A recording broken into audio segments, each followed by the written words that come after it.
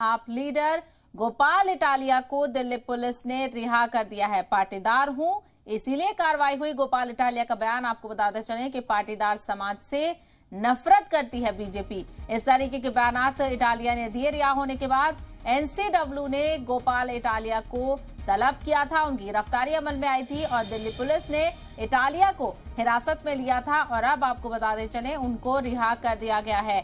आम आदमी party leader हैं गोपाल इटालिया और दिल्ली पुलिस ने उनको रिहा कर दिया है। और साथ ही साथ रिहाई के बाद गोपाल इटालिया ने मीडिया से खिताब किया और उन्होंने बताया कि पाटीदार हूं इसीलिए कार्रवाई हुई है। पाटीदार समाज से नफरत करती है बीजेपी, यानी उन्होंने सीधे तौर पर बीजेपी पर इल्जाम लगाते हुए अपनी गिरफ्तारी का इल्जाम बीजेपी पर लगाया। एनसीडब्ल्यू ने गोपाल इटालिया को तलब किया था और दिल्ली पुलिस ने गोपाल इटालिया को हिरासत में लिया था और उसके बाद आपको बताते चलें कि अब उनको रिहा कर दिया गया है।